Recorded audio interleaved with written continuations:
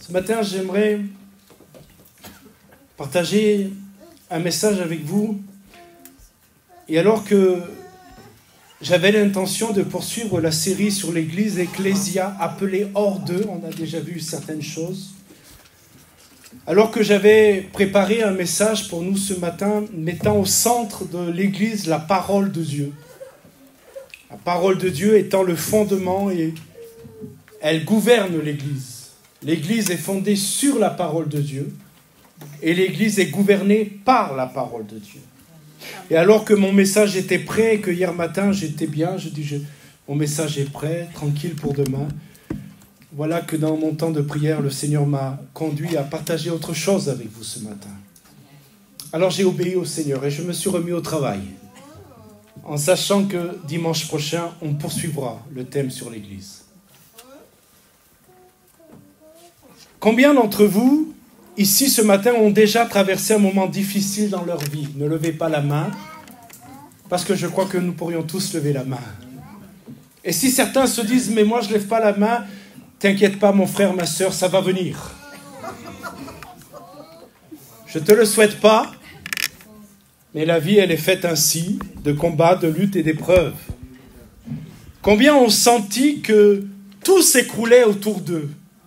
Je ne parle pas d'une petite tempête, comme nous pouvons connaître en France, mais je parle d'un véritable cyclone, comme Mayotte a connu il y a un an, ravageant tout et renversant tout. Et parfois dans nos vies, ce ne sont pas simplement des tempêtes qui se lèvent, mais ce sont de véritables cyclones. Combien ont déjà senti que tout s'écroulait autour d'eux, que les problèmes les entouraient de toutes parts? Frères et sœurs, ce matin, nous allons parler de ces moments où l'âme est abattue et le cœur est brisé. Et nous allons le voir au travers de Jonas, où nous sommes nous-mêmes dans notre propre ventre du poisson. Jonas chapitre 2, lisons ce texte. Jonas chapitre 2, et le titre de mon message,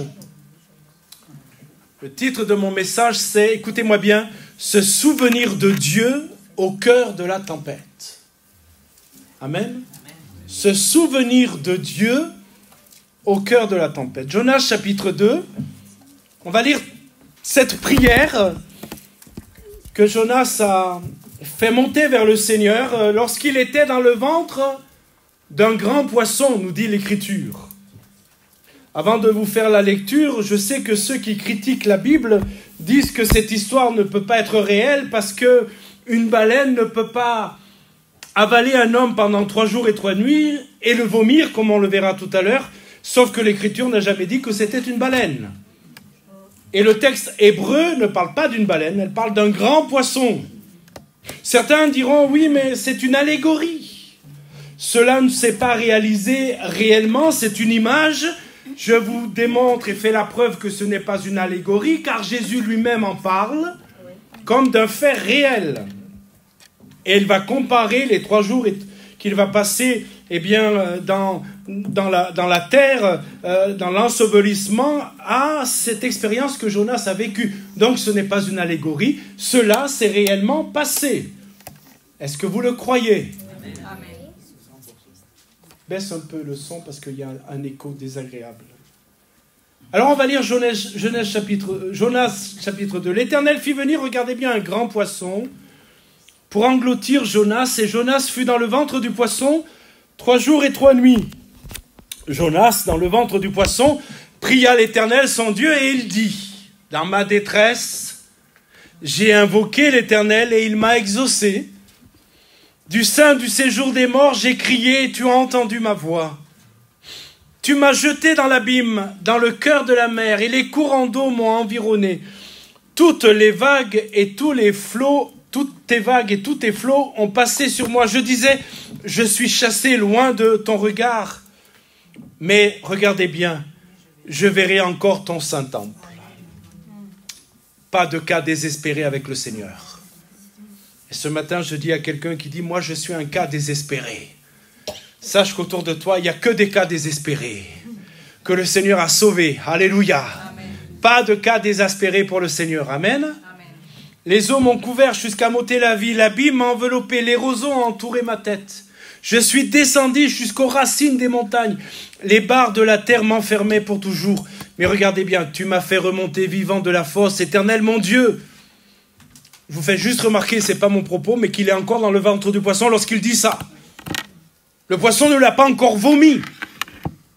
Le poisson ne l'a pas encore rejeté sur les rives de Ninive, là où il devait aller, et qu'il a refusé d'aller. Mais il a foi. Et il croit que le Seigneur va le faire remonter vivant de la fosse. Quand mon âme était abattue au-dedans de moi, je me suis, et c'est le verset qu'on va regarder ce matin, quand mon âme était abattue au-dedans de moi, je me suis souvenu de l'Éternel, et ma prière est parvenue jusqu'à toi, dans ton saint temple. Ceux qui s'attachent à de vaines idoles, éloignent d'eux la miséricorde. Pour moi, je t'offrirai des sacrifices avec un cri d'action de grâce. J'accomplirai les vœux que j'ai faits. Le salut vient de l'Éternel. L'Éternel parla au poisson. Et le poisson vomit Jonas sur la terre. Pas n'importe où. Là où Jonas devait aller. Et où il avait refusé d'aller. Et puis on lit le chapitre 3 parce qu'il faut lire la suite.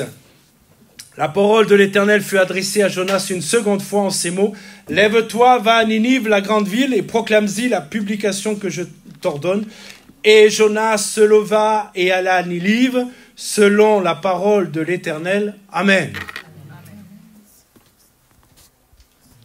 Ce matin, nous allons nous tourner vers le Seigneur, et particulièrement avec ce verset 8 qu'on va relire. « Quand mon âme était abattue au-dedans de moi, je me suis souvenu de l'Éternel et ma prière est parvenue jusqu'à toi dans ton saint temple. » Vous voyez, frères et sœurs, Jonas n'est pas en train de prier dans une belle église comme la nôtre ce matin, confortablement assis sur des chaises où nous sommes bien, avec de la lumière, de l'éclairage, avec aussi des voisins sympathiques.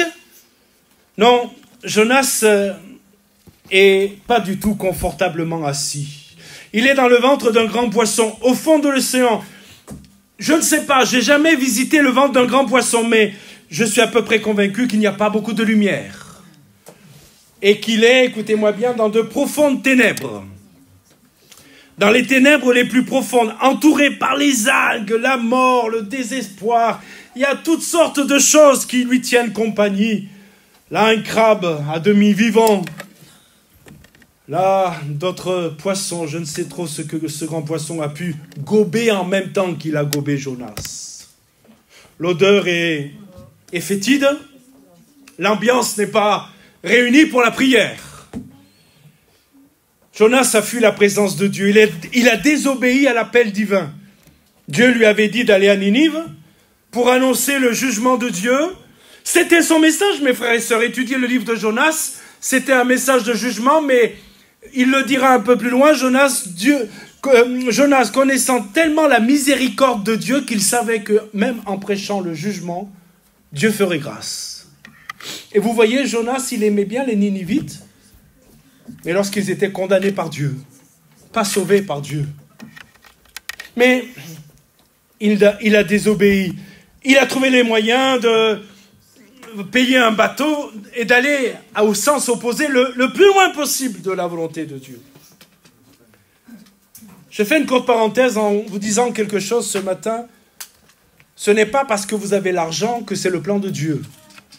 Parce que parfois on me dit, mais Seigneur, Francis, je prie pour ça, et si Dieu pourvoit, ça sera le plan de Dieu. Il se peut que ce soit le plan de Dieu. Et je voudrais juste vous dire que Jonas avait l'argent pour désobéir à Dieu. Et qu'il faut plus que réunir un budget, il faut l'aval du Saint-Esprit, la paix du Saint-Esprit dans nos cœurs. Et je fais cette courte parenthèse pour vous permettre de faire attention à cela. Jonas se retrouve dans la pire des situations qu'un homme puisse imaginer. Regardez bien ce qui se passe. Dans ce lieu de ténèbres, dans ce lieu de mort, Jonas fait quelque chose qui va tout changer. Et ce matin, vraiment hier, le Seigneur a mis sur mon cœur ce message pour vous dire qu'il y a quelque chose qui peut tout changer dans votre vie. ce matin, il y a quelque chose qui peut tout changer. Dans ce lieu de ténèbres, que fait Jonas? Il se souvient. Il se souvient de l'Éternel. Et remarquez bien que par ce souvenir devient une prière. Et cette prière monte jusqu'au temple saint de Dieu dans les cieux. Oh mes amis, on le verra tout à l'heure, rien n'empêchera la prière du malheureux de monter jusqu'à Dieu. Rien n'empêchera le cri de celui qui est dans la détresse de monter jusqu'à Dieu. Nous allons voir 3 points ce matin. Accordez-moi votre patience, car j'aimerais aller au bout de mon message. 3 points. Le premier point que nous verrons, c'est que le souvenir de Dieu devient une force dans la détresse. Ce souvenir de Dieu devient notre force dans la détresse. Le deuxième point, nous verrons que nos prières parviennent toujours jusqu'au trône de Dieu. Et enfin, nous verrons que la repentance sincère ouvre la porte de la bénédiction. D'abord, ce souvenir de Dieu, dans nos moments de difficulté, va nous apporter de la force dans notre détresse. Regardez bien la première partie du verset. Quand mon âme était abattue au-dedans de moi, il dit, je me suis souvenu de l'Éternel. Il n'a pas dit, j'ai voulu prolonger le livre des lamentations de Jérémie. Et des fois, mes frères et sœurs, dans notre détresse, nous nous lamentons, nous nous lamentons, nous nous lamentons, et nous aimerions que toute l'Église se lamente avec nous. Pardonnez-moi, nous voulons bien compatir avec vous, mais on ne veut pas se lamenter avec vous, on veut voir la victoire avec vous. Alléluia. Est-ce que vous me comprenez? Et voyez, Jonas va dire qu'il a son âme abattue. En hébreu, ça signifie, elle est défaillante, elle s'évanouit. Elle a perdu toute sa force. C'est comme si Jonas disait, quand mon âme était complètement vidée. Ça vous est arrivé de sentir que vous êtes complètement vidé? Je ne parle pas simplement des forces physiques qui nous manquent. Je parle de l'âme qui est vidée. Que notre âme n'a plus de force. On sent que notre vie presque va nous quitter. On n'y a plus d'espoir humain. Tout a disparu. C'est ce que Jonas vit. Mon âme est vidée. Elle est vide. Il n'y a plus rien. Il n'y a plus le groupe de louanges pour m'entraîner dans la foi. Il n'y a plus mes frères et sœurs pour me mettre une main sympathique sur l'épaule et m'encourager. Je suis seul au fond de mon trou, dans le ventre de mon poisson.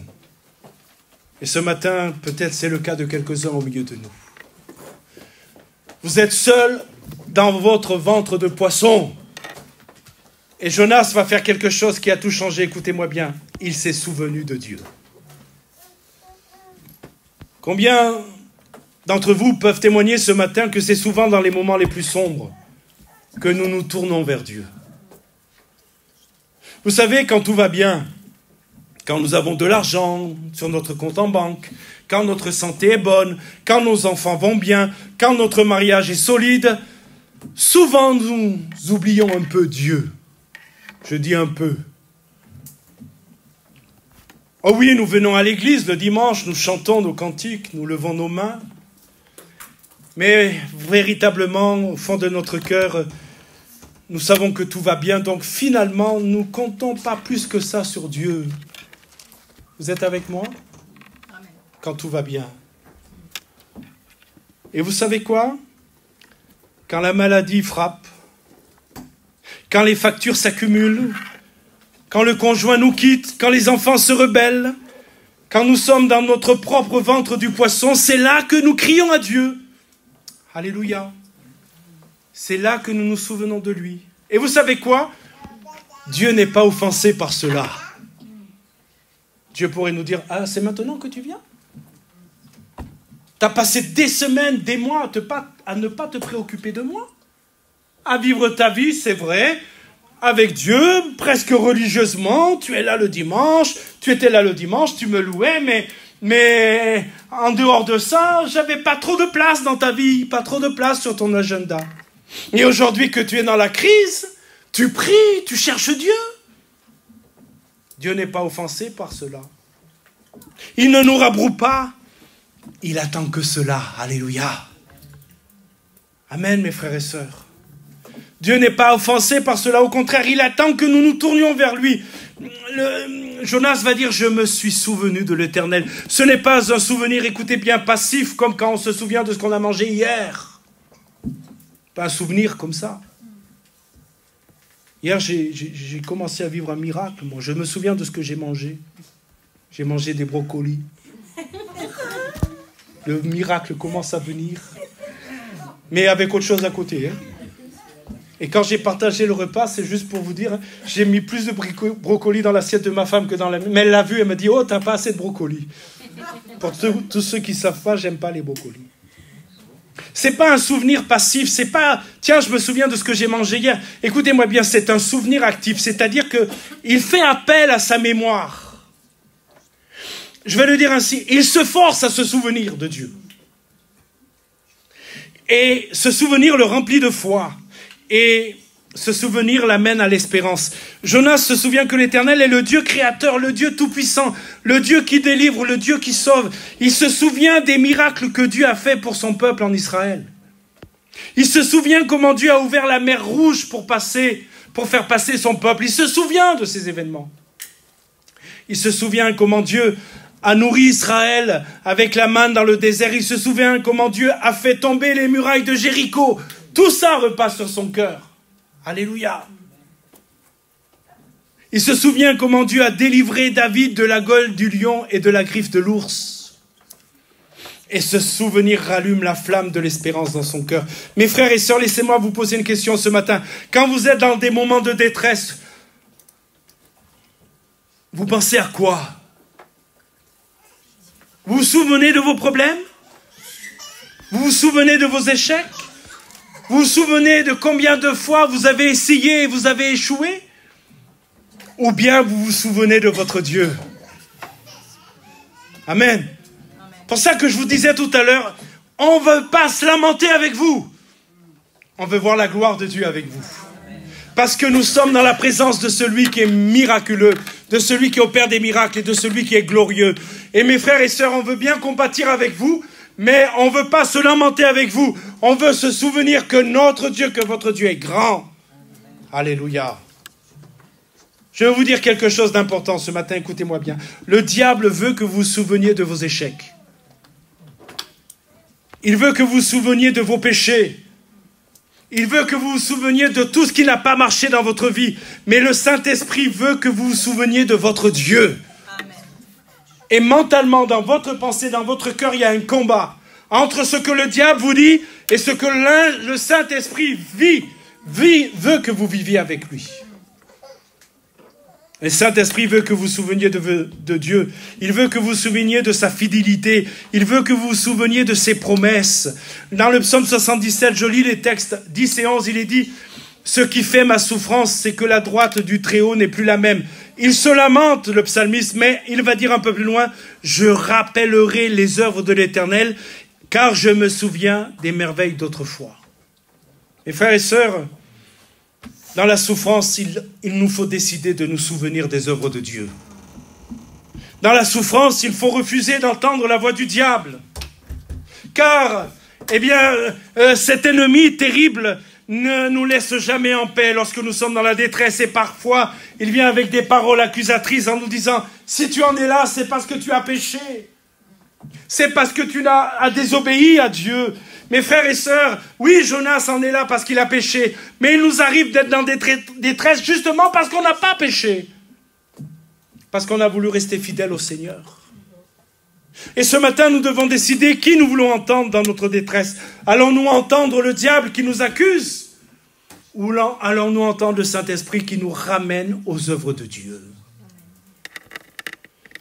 Se souvenir de ce que Dieu a fait, c'est notre force. Quand Satan vient vous décourager, souvenez-vous de votre Dieu. Quand la maladie vient frapper à votre porte, souvenez-vous de votre Dieu. Quand les problèmes financiers vous submergent, souvenez-vous de votre Dieu. Celui qui a ouvert la mer Rouge peut ouvrir un chemin pour vous. Écoute-moi, mon frère, ma soeur, le diable dit que tu es dans une impasse et l'ennemi va te détruire. L'ennemi va détruire ton couple. L'ennemi va détruire ta famille. L'ennemi va détruire ta vie. Ça, c'est ce que l'ennemi dit. Tu es dans une impasse. Tu t'en sortiras pas. Souviens-toi de ce que Dieu a fait pour son peuple en ouvrant la mer. Et écoutez-moi bien, comment l'ennemi a été englouti. Et ce matin, je veux que vous puissiez vous souvenir que ce Dieu est grand et tout-puissant. Alléluia. Celui qui a ouvert la mer Rouge peut ouvrir un chemin pour vous. Celui qui a nourri 5000 personnes avec 5 pains et 2 poissons peut pourvoir aux besoins de ta famille. Amen. Mes frères et sœurs, mon deuxième point, c'est que nos prières parviennent toujours jusqu'à Dieu. La deuxième partie de notre verset nous dit « Et ma prière est parvenue jusqu'à toi », et regardez bien jusqu'au bout le verset, « dans ton saint temple ». Jonas est au fond de l'océan, dans le ventre d'un grand poisson, dans les ténèbres, dans le lieu de la mort. Quelque part, il le dira, il est allé au fin fond même.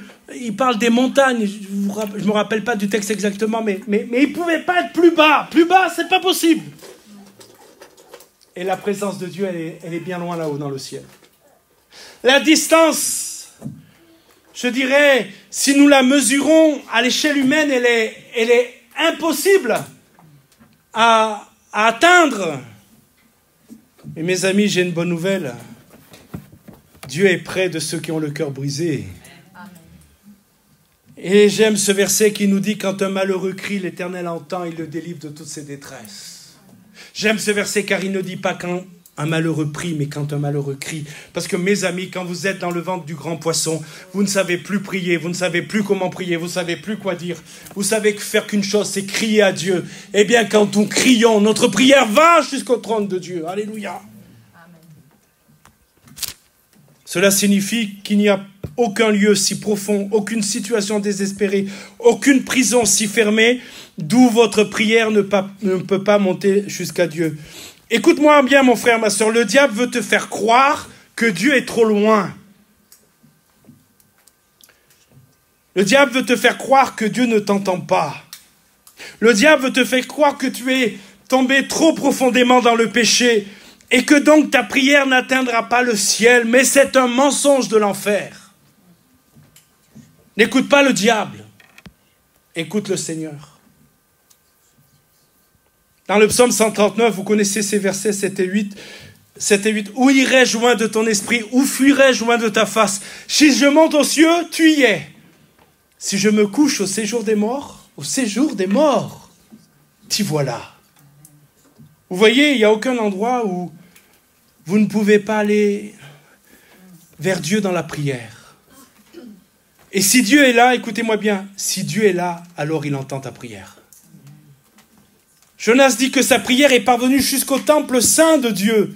Le temple dans la Bible, vous le savez, ça représente la présence de Dieu. Et frères et sœurs, aujourd'hui, grâce au sacrifice de Jésus-Christ sur la croix, nous n'avons plus besoin d'un temple fait de pierre. D'ailleurs, le temple n'existe plus. Et si certains prient, c'est pas au temple, mais c'est sur les fondations du temple. Le temple n'est plus. Parce que Jésus étant venu, nous n'avons plus besoin d'un temple physique. Jésus est notre grand souverain sacrificateur qui présente nos prières devant le trône de grâce. Regardez ce que dit l'Épître aux Hébreux. Je lis le verset 16 du chapitre 4. Approchons-nous donc avec assurance du trône de la grâce, afin d'obtenir miséricorde et de trouver grâce pour être secourus dans nos besoins. Regardez bien, approchons-nous avec assurance. Pas avec le doute, pas avec la peur, pas en nous demandant si Dieu va nous écouter, avec assurance. Alléluia. Dieu nous écoute, mes frères et sœurs. Amen. Parce que nous avons un accès direct au trône de Dieu par le sang de Jésus-Christ. Laissez-moi vous dire quelque chose d'important. Peut-être que vous êtes ici ce matin et vous pensez, mais pasteur, vous ne connaissez pas ma vie, vous ne connaissez pas ma situation, vous ne savez pas où je suis tombé, vous ne savez pas ce que j'ai fait, vous ne savez pas comment j'ai pas écouté Dieu, comment je me suis rebellé contre Dieu, comment, je me suis révolté contre Dieu et je vis dans le péché. Pasteur, vous ne le savez pas, ça. J'ai pas besoin de le savoir. Si tu es là, c'est la preuve que tu cherches Dieu. Si tu es là, c'est que il y a dans ton cœur, par le Saint-Esprit, encore assez de lucidité pour que tu réalises qu'en venant dans la maison de Dieu, c'est là que tu auras le secours dont tu as besoin. Alléluia. Et le fait que tu sois là me prouve que même si tu es dans le ventre du grand poisson, même si tu es tombé bien bas, tu es là où Dieu veut te bénir. Alléluia. Amen. Frères et sœurs, Jonas avait désobéi à Dieu, oui ou non? Oui. Il avait fui la présence de Dieu et pourtant, quand il a prié, sa prière est parvenue jusqu'à Dieu. Pourquoi? J'ai une bonne nouvelle. Parce que notre Dieu est un Dieu de miséricorde. Amen. Parce que notre Dieu est un Dieu de compassion. Parce que notre Dieu ne rejette pas celui qui vient à lui avec un cœur repentant. Amen. Jamais. Jamais. Je veux que vous compreniez la puissance de la prière. La prière, ce n'est pas juste des mots que nous récitons. La prière n'est pas juste une routine religieuse. Non, la prière, c'est une communication vivante avec le Dieu vivant. Alléluia. C'est quoi prier? C'est parler avec Dieu. Un jour, quelqu'un m'a dit, mais moi, je ne sais pas prier. Je dis, tu sais parler? Visiblement, tu me parles. Oui, alors tu sais prier. Quand vous priez, vous ne parlez pas au plafond. Vous parlez au Créateur de l'univers, mes frères et sœurs. Amen. Est-ce que nous réalisons ce matin que quand nous prions le Créateur du ciel et de l'univers tout entier. Amen. Quand vous priez, vous ne perdez pas votre temps. Vous changez l'atmosphère spirituelle dans votre foyer. Amen. Écoutez ce témoignage dans le livre des Actes. Vous connaissez le texte, c'est l'apôtre Pierre qui est jeté en prison. Il est gardé par 16 soldats. C'était un dangereux criminel pour avoir 16 soldats. C'est pas rien. Hein? Les portes en fer étaient fermées et demain il devait être exécuté. Et Pierre donc était gardé dans la prison et l'église commençait à commander le cercueil, se cotiser, en disant Pierre est en prison, Jacques on lui a quand même coupé la tête. Vous savez? Donc, ils ont fait un comité, le conseil d'administration, on va choisir un beau cercueil pour Pierre, pour le pasteur Pierre. On va mettre les frais quand même, on va faire ça bien. Hein? Quelqu'un sait s'il voulait des fleurs? Non, on ne sait pas, on n'a jamais parlé de ça. Ah, l'église ne se lamente pas, mes frères et sœurs. L'église ne commande pas le cercueil. L'église se tient dans la prière. Amen. Mes frères et sœurs, l'église se tient dans la prière. Amen. Et l'église ne cessait d'adresser pour lui des prières à Dieu. Et qu'est-ce qui s'est passé? Un ange est descendu du ciel. Dieu a envoyé un ange. Les chaînes sont tombées. Les portes de fer se sont ouvertes d'elles-mêmes. Pierre a été délivré. Pourquoi? Parce que l'église priait. Parce que l'église savait qu'au plus profond de la détresse, il y a un Dieu qui entend la prière. Amen. Parce que leur prière était parvenue jusqu'à Dieu. Frères et sœurs, peut-être que vous êtes dans une prison aujourd'hui, peut-être que c'est la prison de la maladie. Il faut reconnaître ce que c'est qu'une maladie qui n'est pas un simple rhume, quelque chose dans laquelle vous êtes enfermé dans la maladie. Et il y a des bien-aimés ce matin qui sont enfermés dans la maladie. Les médecins ne peuvent pas poser de diagnostic, ou s'ils en posent, ils se plient devant la maladie. Ce matin, nous avons un Dieu qui, au-delà de poser le diagnostic, guérit les malades. Alléluia. Peut-être que tu es dans la prison de la maladie, peut-être que tu es dans la prison de la dépression, peut-être que c'est une prison d'addiction. Mais je veux vous dire que votre prière peut ouvrir la porte de toutes ces prisons. Écoutez-moi bien, j'ai dit votre prière d'abord, avant la prière de l'Église. Votre prière. Parce que Jonas, c'est lui qui a prié. Bien sûr que l'Église prie les uns pour les autres. Mais la première prière, c'est la vôtre. Que Dieu attend pour manifester sa gloire. Mais attention, écoutez-moi bien, il y a une différence entre une prière qui parvient jusqu'à Dieu et une prière qui ne monte même pas au-dessus de notre tête. Quelle est la différence? Écoutez-moi bien. La sincérité, la foi, la repentance. Écoutez ces 3 critères. La sincérité, être vrai devant Dieu. Je vais en parler dans quelques instants. Être vrai devant Dieu.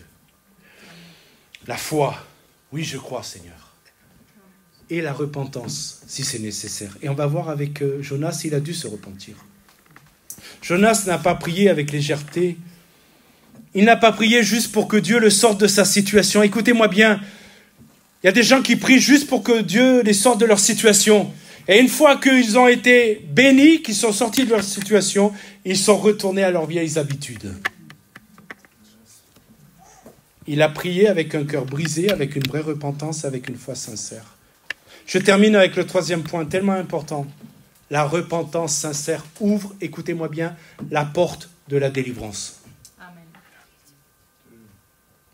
Je voudrais dire à quelqu'un ce matin, c'est pas la peine de courir d'église en église, de pasteur en pasteur pour être délivré de ce que tu as. Je voudrais dire à quelqu'un, repens-toi de ton péché. Demande pardon à Dieu pour ton péché. Demande au Seigneur qu'il te fasse grâce. Et le Seigneur te fera grâce. Cherche pas des hommes de Dieu. Cherche Dieu. Amen. Ne fuis pas la réalité de ton péché. Confesse-le devant Dieu. Et Dieu te fera grâce. Jonas reconnaît qu'il a fui la présence de Dieu. Il le reconnaît. Il reconnaît qu'il est dans cette situation à cause de sa désobéissance. Il reconnaît que c'est Dieu même qui l'a jeté dans l'abîme, dans le cœur de la mer. Vous allez me dire, ouais, mais Dieu, il est quand même fort, hein? Il est quand même terrible, ce Dieu. Il a fait avaler Jonas par un grand poisson. Quand même, si c'était pas ça, Jonas se noyait. Vous êtes avec moi, là? Amen. Donc il a envoyé une mission de sauvetage pour Jonas. Sinon, Jonas se noyait. Mon frère, ma soeur, mon ami, peut-être que tu es dans le ventre d'un gros poisson et tu te dis, il est terrible ce Dieu. Il m'a mis au fond du ventre du poisson. Écoute-moi, mon frère, ma soeur, écoute-moi, mon ami, c'est une mission de sauvetage pour toi. Amen. Dieu est en train de te sauver.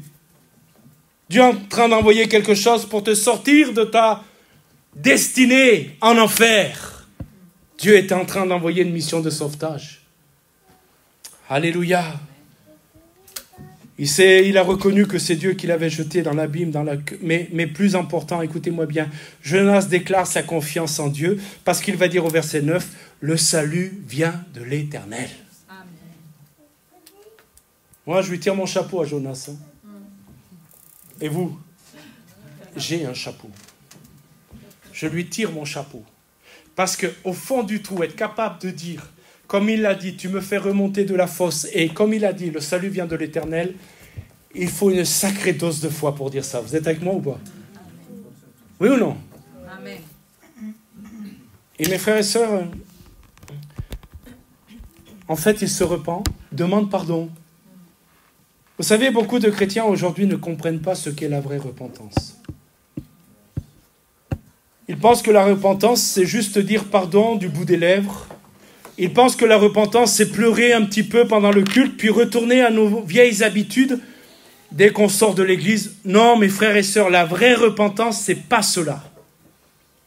Restez avec moi. Écoutez-moi bien, la vraie repentance, c'est premièrement reconnaître notre péché. Amen. Reconnaître notre péché. Pas le minimiser. Pas trouver des circonstances atténuantes.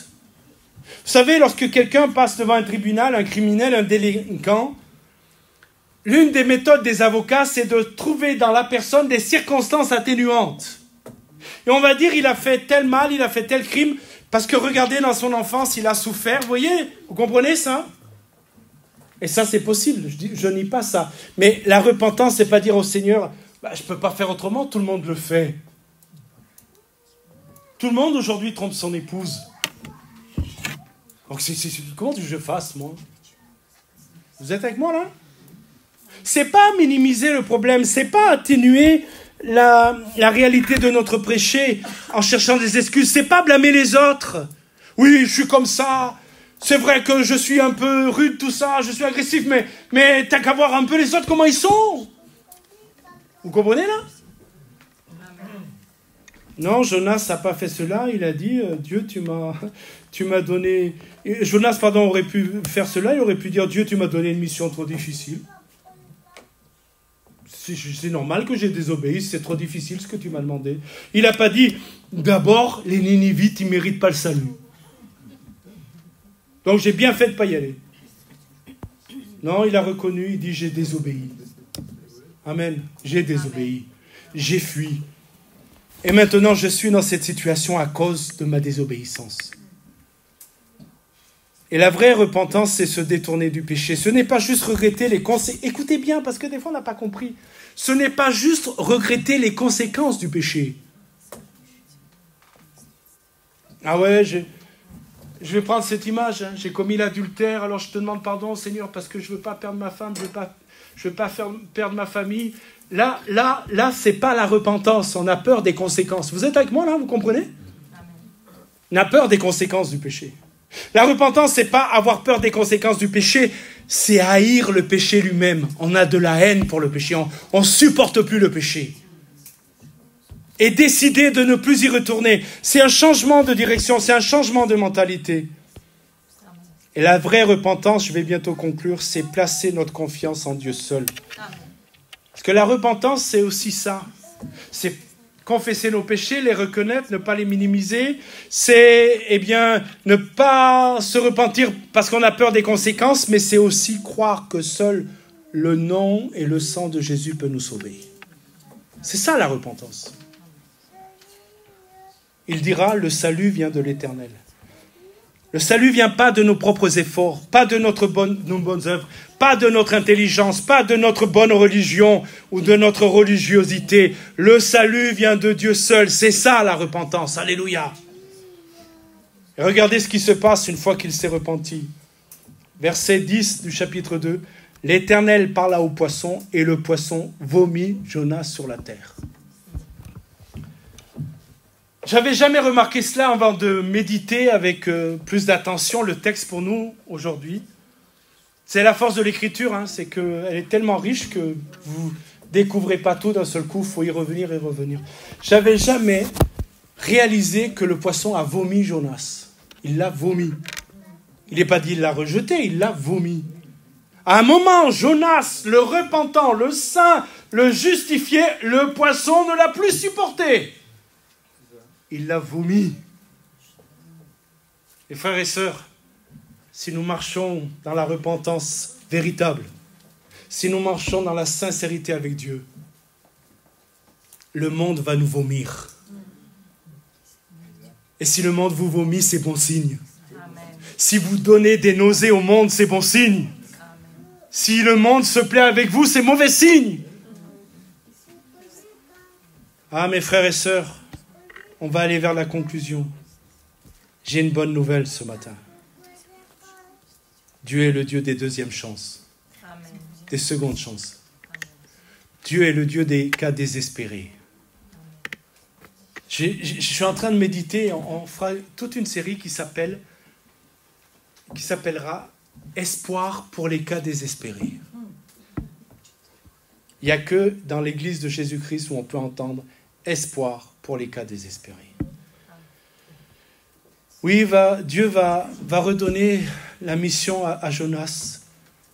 Il ne le sort pas simplement du ventre du grand poisson, il lui redonne la mission.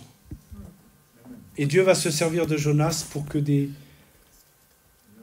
centaines de personnes, parce qu'à Ninive, on estime qu'il y avait à peu près 600 000 personnes. Vous entendez? 600 000 personnes. 600 000 personnes vont se tourner vers Dieu. Je voudrais conclure avec ce verset dans Romains chapitre 6, versets 1 et 2. Écoutez bien. Que dirions-nous donc? Demeurerions-nous dans le péché afin que la grâce abonde? Loin de là.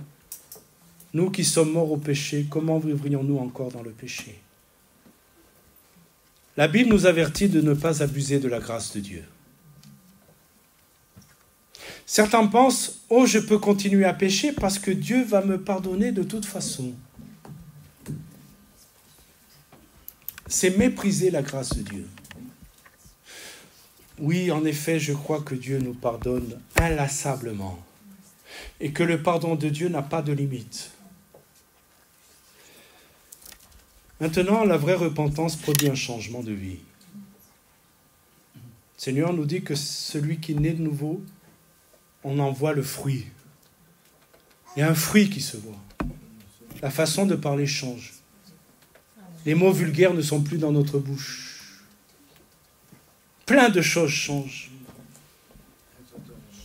La vraie repentance produit un changement de vie. Donc, si on est vraiment, on se repent vraiment, on ne dit pas, allez, j'ai mis le compteur à 0 avec Dieu là. Pour se dire, si le compteur remonte, je retournerai vers Dieu. Mes amis, si vous êtes nés de nouveau et vous êtes repentis, je ne dis pas que le compteur il montera jamais, parce qu'il n'y a aucun de nous ici qui peut dire qu'il n'a jamais blanchi, jamais péché. Quel est celui ici qui, depuis qu'il est au Seigneur, a jamais péché? Levez la main pour que vous commettiez votre premier péché, l'orgueil. Pour ça qu'il faut de temps en temps se laver les pieds. Pour ça qu'il faut de temps en temps s'examiner lorsqu'on prend la Sainte Seine. Mais mes amis, quand le Seigneur est venu dans notre vie, c'est fini, alléluia. C'est fini, notre vie a changé. Amen. Notre mentalité a changé, notre cœur a changé. Amen. Vous savez pourquoi je peux vous dire que Jonas a changé? Parce que quand Dieu l'envoie à Ninive, il y va cette fois-ci. Bon, vous lirez la suite, vous allez voir qu'à un moment donné, comme Dieu va faire grâce, il va dire dans sa prière, « Je savais, Seigneur, je savais. Que même si j'apportais un message de jugement, je savais que tu allais faire grâce à ce peuple, parce qu'ils allaient se repentir, je savais. » Et il se met en colère. Il n'est pas content. Comme quoi, vous voyez, il n'y a pas que nous, il n'y a pas que Jonas. Nous aussi, on a besoin de faire des progrès. Hein? Est-ce que vous avez réalisé, mes frères et sœurs, que des fois, on se dit, ça c'est réglé. Écoutez-moi bien, ça c'est réglé. On est dans une situation et on se rend compte que ce n'est pas réglé. C'est vrai ou pas? C'est pas réglé. Mais le Seigneur nous fait grâce. Et il veut que nous les réglions. Et il nous aide à les régler. Alors les musiciens vont revenir, le groupe de louanges va revenir. J'ai eu à cœur de prendre un chant pour terminer ce moment. Ce matin, je voudrais dire à quelqu'un, n'endurcis pas ton cœur, mon ami. L'Épître aux Hébreux nous dit 3:15, aujourd'hui, si vous entendez sa voix, n'endurcissez pas votre cœur. Aujourd'hui, c'est le jour de salut, mes frères et sœurs. C'est le jour de grâce. C'est le jour aussi où le Seigneur va vous sortir du ventre de votre gros poisson. Vous en avez marre que ça pue dans votre vie. Ah, parce que ça pue dans le ventre d'un gros poisson. C'est français, pue. Vous en avez marre, sent mauvais. Vous en avez marre que ça sente mauvais. Le sang de Jésus nous purifie de tout péché. Le sang de Jésus nous donne un parfum, le parfum du ciel. Alléluia. On va prendre ce chant qui dit « Plonge-moi dans ta rivière d'amour ». Ce chant nous dit « Mon âme est rafraîchie ». Mon âme, et mes frères et sœurs, on a besoin, certains plus que d'autres, tous on a besoin que nos âmes soient rafraîchies. Et on bénit le Seigneur parce qu'il l'a déjà fait dans ce temps. Sa présence nous a déjà rafraîchis. Et peut-être que certains ont besoin plus que d'autres que leur âme soit rafraîchie. Alors on va prendre ce chant, écoutez-moi bien. Ne vous levez pas comme ça, sous le coup d'une émotion, parce que simplement le voisin se lève. Mais ceux qui ont vraiment besoin d'une touche de Dieu, levez-vous à votre place pendant qu'on prend ce chant. Et je prierai pour que le Saint-Esprit vienne vraiment dans votre vie. Que vous sortiez du ventre du grand poisson.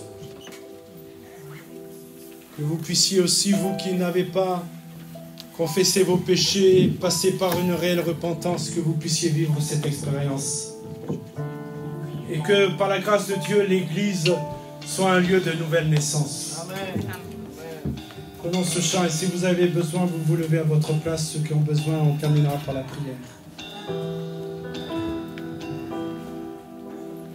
Plonge-moi dans ta rivière d'amour. Plonge mon esprit dans les profonds.